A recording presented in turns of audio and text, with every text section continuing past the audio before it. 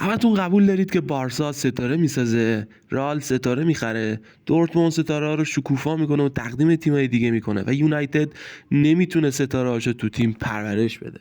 باشگاه ستاره ساز بارسلونا، باشگاهی که یک مؤسسه استعدادیابی و پرورش بازیکن به نام لاماسیا داره که بازیکن‌های بزرگی رو پرورش داده و تبدیل به ابرستاره‌های فوتبال کرده.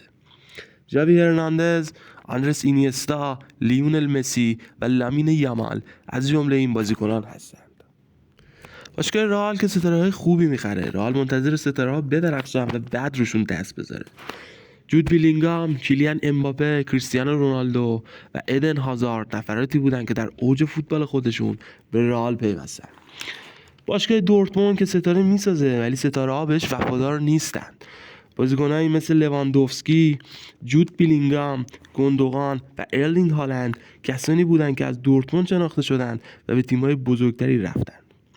باشگاه یونایتد که داخلش بازیکنایی مثل آنتونی، گرین‌وود، مک‌تامینای و رشفورد نتونستن بدرخشن و با ترک یونایتد الان هر کدوم در تیم‌های خودشون دوباره دارن شکوفا میشن. لایک و کامنت و سابسکرایب یادتون نره.